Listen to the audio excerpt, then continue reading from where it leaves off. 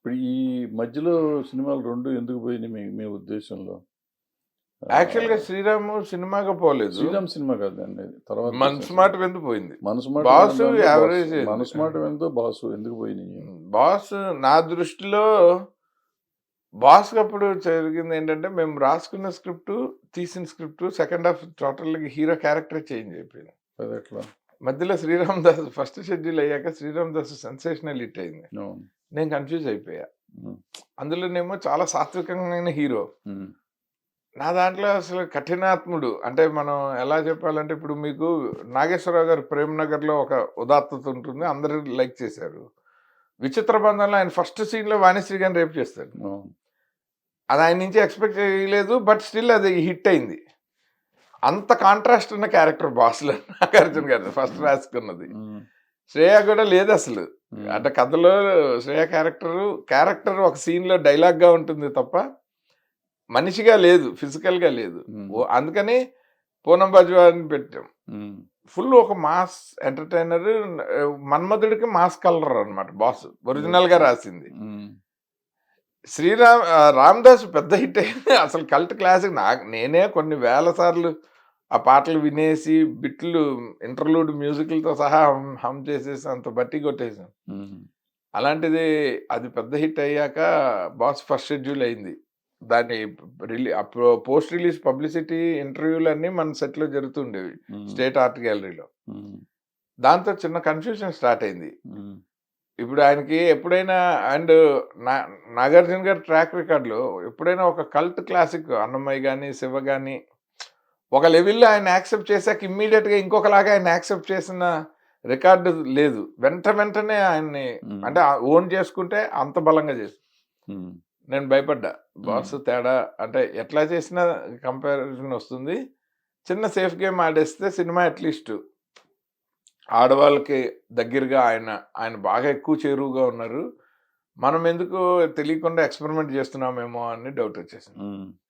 వచ్చి ఆ కన్‌ఫ్యూజన్‌లో సెకండ్ హాఫ్ ఆయన కళ్ళమ్మట నీళ్లు పెట్టుకొని, ఆ అమ్మాయి కోసం వస్తున్నా అని పాడి ఇవన్నీ ఒరిజినల్ స్క్రిప్ట్‌లో లేకుండా హ్మ్. మీకు ఇప్పుడు ఇవాళ యాటిట్యూడ్‌లో ఒక అజిత్ లాంటి క్యారెక్టర్ చేస్తే ఎట్లా ఉంటుందో అలా ఉండే. హ్మ్. Climax last shot, last frame దాకా చీపో అంటాడు నయనతారని. హ్మ్. అసలు పట్టించుకోడు. హ్మ్. ఒక ఫారిన్ డెలిగేట్స్ కాన్ఫరెన్స్‌లో ఈ అమ్మాయి పెళ్లయితుంటే కూడా అక్కడ కాన్ఫరెన్స్‌లో 1500 కోట్ల బిజినెస్ మాట్లాడుతున్న ఒక పరమ hardcore male chauvinist businessman hmm. ఎప్పుడైతే ఇంటర్వెల్ నుంచి స్లోగా మనము ఆ క్యారెక్టర్ని అలా పీక్ లోకి తీసుకెళ్లి పడేసాం. హ్మ్. దాంతోటి నేను అనుకున్నా హ్మ్. నాకు అంటే ఎడిటింగ్ రూమ్ స్టేజ్ లోనే డౌట్ వచ్చేసింది. హ్మ్. ఎక్కడో చిన్న కన్ఫ్యూజన్. ఎందుకంటే ఎడిట్ చేసేటప్పుడు మీకు తెలుసు కదా, ఇది పబ్లిక్ కోసమే మీకు కాదు. సో హ్మ్. మనం ఎక్కడైతే ఇది ఉంచుదామా అది వద్దా అని కన్ఫ్యూజ్ అవుతామో సినిమా తేడా అని అర్థం. ప్రొడ్యూసర్లకి హ్మ్. ఇంకొకలాగైనా చెబుతాము. హ్మ్. లేదా వాళ్ళ సలహా అయినా అడుగుతాము. అది ఎక్కడో తేడా కొట్టేస్తుంది. అలా అంటే ఈ డిఫరెన్స్ మీరే చేద్దాం అనుకున్నారా? ప్రొడ్యూసర్ అనుకున్నాడా? హీరో అనుకున్నారా? ఈ చేంజ్ యాక్చువల్‌గా అనేది. ఆ కన్‌ఫ్యూజన్ మా హీరో, ప్రొడ్యూసరు నాకు ముగ్గురికి ఉండింది. నేను నేను కొంచెం స్క్రిప్ట్ సైడే స్ట్రాంగ్‌గా ఉండాను. నాకు తెలీదు గదా! మనం అంటే జనరల్‌గా మార్పుకి మనం అంగీకరించం గదా! సో, ఆయన అన్నాడు వన్ ఆఫ్ ద మీటింగ్స్‌లో నాగార్జున గారు గూడా అన్నారు. హ్మ్. లేడీసు అంటే వాళ్ళెక్కువ కనెక్ట్ అవుతున్నారు. ఈవెన్ 'రామదాసు' థియేటర్ ఫుట్‌ఫాల్ జూస్తే హ్మ్. అసలు అని సెకండ్ హాఫ్‌లో ఆయన రాముల వారి కోసం పాట పాడుతుంటే ఆడవాళ్ళు విపరీతంగా ఏడుస్తున్నవి మేము స్వయంగా చూసాం. హ్మ్. ఎందుకంటే బాస్ కథంతా రామదాసు సెట్‌కెళ్ళే చెప్తూ డిస్కస్ చేసి వస్తుండేవాడిని. హ్మ్. సో, అలా ఆయన ఎక్కువ కనెక్ట్ అవుతున్నారు. వెంటనే ఈ క్యారెక్టర్ హౌ దే రిసీవ్ అన్నది డౌట్ ఉండింది అన్నారు. హ్మ్. హ్మ్. అది ఇంకా వెంటనే బలంగా పట్టేసుకుంది మనసులో.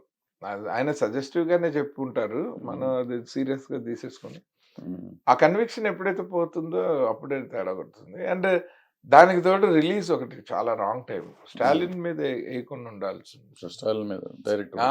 అది దాంతోటి అప్పుడు కూడా కొంచెం భయం ఉండేది. 1 వీక్ గ్యాప్‌లోనే 2 పెద్ద సినిమాలు ఇప్పట్లాగా లేదు లేదు కదా అవును. పరిస్థితి. సో, రన్ ఉండేది సినిమాకి. అవును. ఆ రన్ మిస్ అవుతామని భయపడేవాళ్ళం. ఉమ్. అది నిజంగానే మిస్ అయిపోయాం. కొంత పాటలవి బాగున్నాయి, సినిమా మేకింగ్ బాగుంది, స్టైల్ ఉంది, నాగార్జున గారు బాగున్నారు. ఇలాంటి బాగున్న పాయింట్లు కూడా జనానికి ఎక్కువ రీచ్ అయ్యే అవకాశాన్ని కోల్పోయాం రిలీజ్ వల్ల. ఇది ఆ సినిమా నవదీప్ సినిమా ఎందుకు పోయింది? అదేంటి? మనసు మాట విందు అది ఎంత అంటే ఇప్పుడు చెప్తే అన్ని పోస్ట్ మార్టం అది మేము అసలు పోస్ట్ మార్టం కాదు, అంటే బట్ రఫ్గా తెలియాలి ఓ కరెక్టే. ఒక సక్సెస్ఫుల్ మనిషి సడన్ గా ఫెయిల్యూర్ ఎలా వస్తుంది, ఎందుకు వచ్చింది, ఎందుకు అది ఎవరు కరెక్ట్. ఎక్కడ యా తప్పు చేశారని తెలుసు. ఆ తప్పు ఏంటంటే మేము ఒక బడ్జెట్ అనుకుని చిన్న బడ్జెట్ నవదీప్ కొత్త హీరోయిన్ అనుకున్నాము. కాదు చిన్న బడ్జెట్, ఒక నిమిషం, చిన్న బడ్జెట్ అంటే ఇప్పుడు అన్ని సక్సెస్ఫుల్ సినిమాలు తీసినాక సడన్ గా చిన్న బడ్జెట్ లో సినిమా తీద్దామని అసలు ఎందుకు కోరిక అంటే కలిగింది? కోరిక ఏం లేదండి. నేను బడ్జెట్ ఎప్పుడు కథను బట్టే. ఇవాళకి మీరు ఇచ్చిన జనరల్ కథను గా బట్టి నేను బడ్జెట్ వేసుకుంటాను. పెరుగుతా ఉంటే ఇప్పుడు నాగార్జున గారితో చేసిన తర్వాత ఇంకా పైన హీరో దగ్గరికి వెళ్దాం అనుకుంటారు కానీ, చిరంజీవి ఇంకెవరు అనుకుంటారు కానీ, కిందకి వచ్చి నవదీప్ అని మళ్ళీ దాని లో బడ్జెట్ అనుకుని ఎందుకు అనుకోవాల్సి అంటే వచ్చింది? నేను ఇప్పుడు మీరు చెప్తే ఇప్పుడున్న పరిస్థితుల్లో అయితే అలా క్యాలిక్యులేట్ చేసి ఉండండి. ఇప్పటికి కొంచెం అర్థమైంది కానీ ఉమ్. అప్పుడు నాకు తెలియదు అది. మనకేంటంటే ఈ కథ ఈ హీరోతో ఇంతలో తీస్తేనే ప్రొడ్యూసర్ సేఫ్. ఇప్పుడు ఆ కథ నేను నా కెరీర్ గురించి ఎక్కువ ఖర్చు పెట్టేసి ఇప్పుడు నాకు ఆ రోజుల్లో నితిన్ దొరికితే ఉమ్. రాజమౌళి గారి లాగా నేను సై అంత ఖర్చు పెట్టను. అప్పుడు ఇప్పుడు నితిన్ దొరికితే సై అంత ఖర్చు పెడతాను. ఉమ్.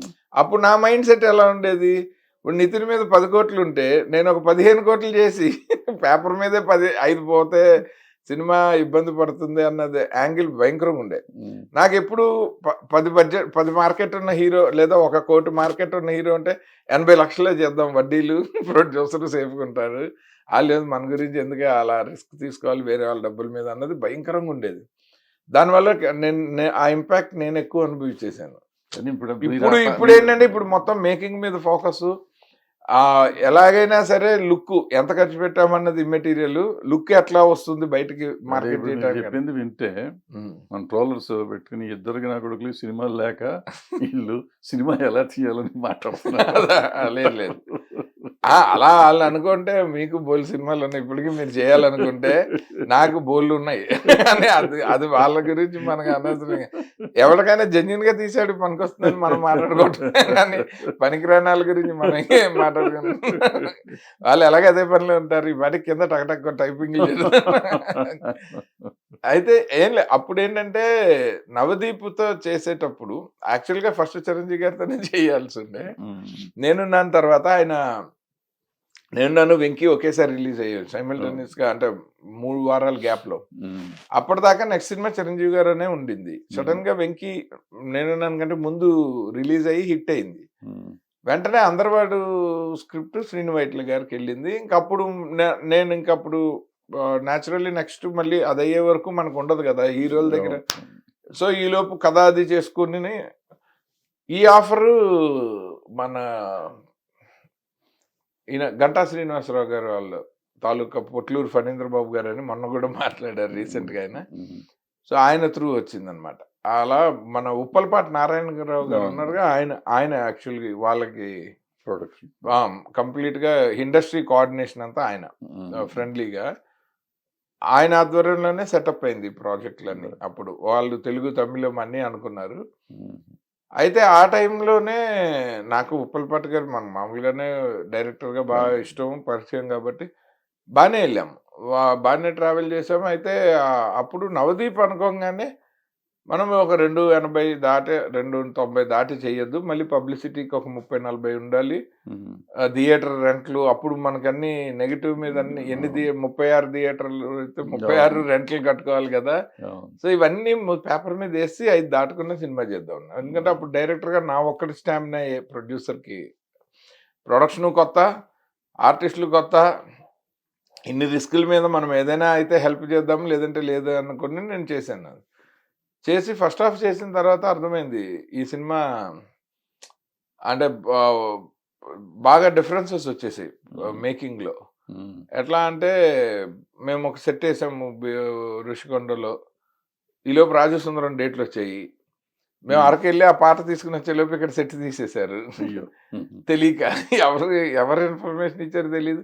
కృష్ణా పుష్కరాలు వస్తున్నాయి, వుడ్ కావాలని చెప్పి ఇచ్చేశారు. అయ్యో ఇవన్నీ ఆ ఎమెచ్యూరిస్ట్గా జరిగిపోయేసరికి సినిమా అనుకున్నట్టు తీయలేనని అర్థమైన తర్వాత ఆపేద్దాం అనుకున్నాను. నాగార్జున గారిది మధ్య మధ్యలో షెడ్యూల్ గ్యాప్స్లో నెక్స్ట్ సినిమా స్టోరీ డిస్కషన్లు జరుగుతున్నాయి. ఆపేద్దాం అనుకున్న టైంలో ఆయనదే మాస్ షూటింగ్కి వెళ్ళినప్పుడు రాఘేంద్ర గారు ఏదో పని మీద కలవటానికి వస్తే ఆయన అడిగాను, గురుగారు ఇట్లాగా ఒక సినిమా మనం మొదలు పెట్టాము, మనం అనుకున్నట్టు రాకపోతే ఆపేస్తే ఏంటి కాన్సిక్వెన్సెస్ ఏంటి అని. ఆయన భలే సలహా చెప్పారండి. ఆయనకి కూడా గుర్తులేదు, నాకు తెలిసి ఈ మధ్య ఎప్పుడు మళ్ళీ ఆయనతో ఆ టాపిక్ రాలే. నీకు సినిమా బాగా నచ్చి నువ్వు అనుకున్నట్టు వస్తుంది, ఖచ్చితంగా హిట్ అవుతుంది అనుకుంటే ప్రొడ్యూసర్ని టార్చర్ పెట్టైనా హిట్ అయ్యాక అన్నీ మర్చిపోతారు, అందరు హ్యాపీగా ఉంటారు. అలా నువ్వు అంత చెక్కలేవు, వేగలేవు, టార్చర్ పెట్టలేవు, నీకు అంత ఇది లేదనుకుంటే నువ్వు టీవీ సీరియల్ కంటే షార్ట్ ఫిలిం కంటే ఫాస్ట్గా చుట్టి ఆ డబ్బులన్నా సేవ్ చేయి. అప్పుడు కూడా సినిమా ఫ్లాప్ అయినా మళ్ళీ నీతోనే చేద్దాం అనుకుంటాడు. ఎందుకంటే నువ్వు ఏదో ఒక రకంగా ఇద్దరు హిట్ అయినా ఇవ్వు, లేదా త్వరగా అయినా చెయ్యి. నువ్వు దెబ్బలాడుతూ ఒక యావరేజ్ సినిమానో ఫ్లాప్ సినిమానో తీయలేవు, తీస్తే తర్వాత రిలేషన్ ఉండదు, నీ కెరీర్ ఉండదు అన్నాడు ఆయన. గొప్ప సలహా అది నాకు లైఫ్లో. 8.5-9 రోజుల్లో మొత్తం 27 సీన్లు 30 సీన్లు టప డే అండ్ నైట్ కొట్టానండి. ఇంకా రాసుకున్న స్క్రిప్ట్ లేదు, ఏం లేదు. ఏ ఆర్టిస్ట్ అవైలబుల్గా ఉంటే అది. కెమెరామెన్ శ్యామ్ గారిని ఆబ్లిగేషన్ అడిగి పగలొక కెమెరామెన్, రాత్రి ఒక కెమెరామెన్. మేము మాత్రం కామన్ డైరెక్షన్ డిపార్ట్మెంట్ 2 టీములు చితక్ కొట్టేసాం అందులో. కానీ అందులోనే ఒక వాల్యుబుల్ ఎపిసోడ్ ఒకటి తీసాం. ఆయన గోపరాజు రాధాకృష్ణ గారు అని ఆయన ఇచ్చారనమాట ఒక పేపర్ కటింగ్.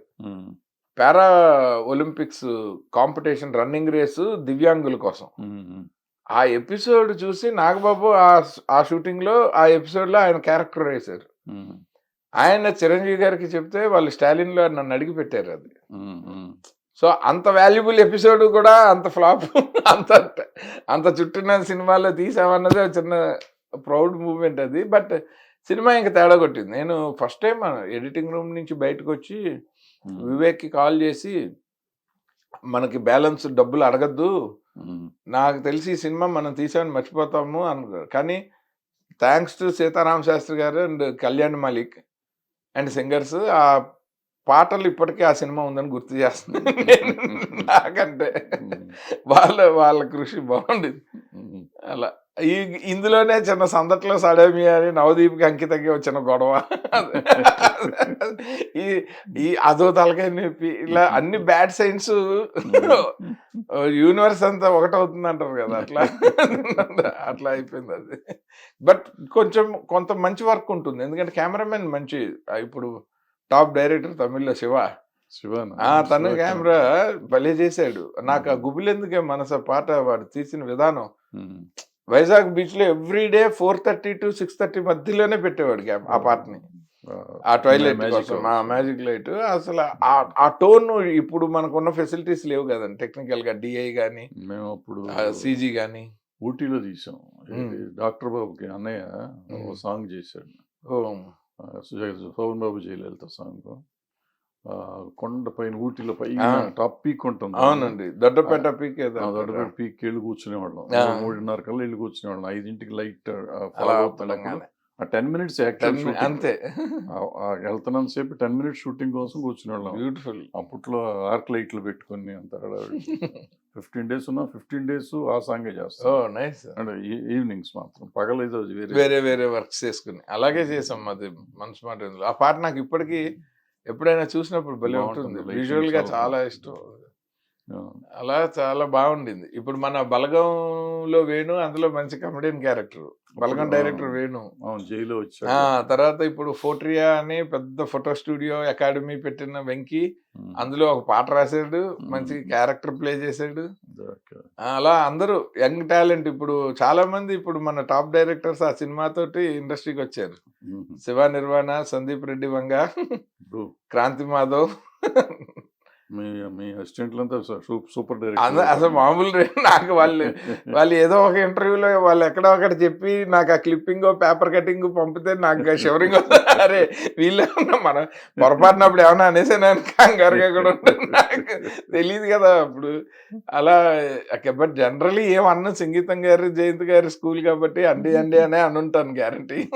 తిట్టినా ఏంటండి అని తిట్టినా ఏంటంటే మీకు బుద్ధి లేదు అలా బుద్ధి లేదా అన్న అంత మాటలు రావు అనుకోండి. ఏంటండి మీరు అంటే అంతే అదే పెద్ద తిట్టు.